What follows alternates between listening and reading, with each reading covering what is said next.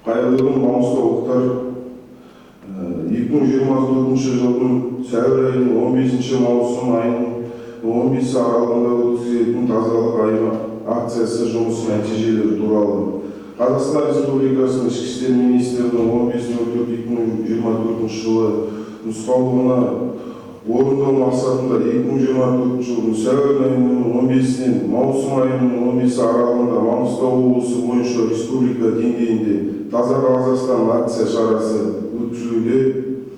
Іс-шара барлығы Маңғыстау облысы полиция департаменті 252 қызметкер қатысуда, жеке құрам қызметкер жұмылдырылды.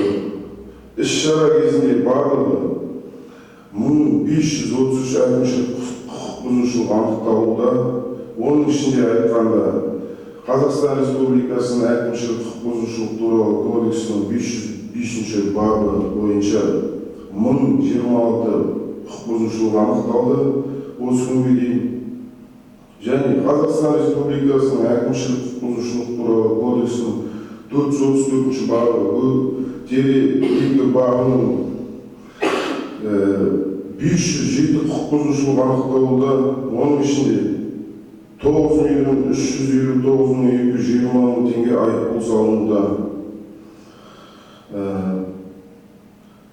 Маңғыстаулықтар біздің қазір теңіз жағалауда, қала сыртында, демалыс орындарында қоқыс қалдықтарын лақтырмауды сұраймыз.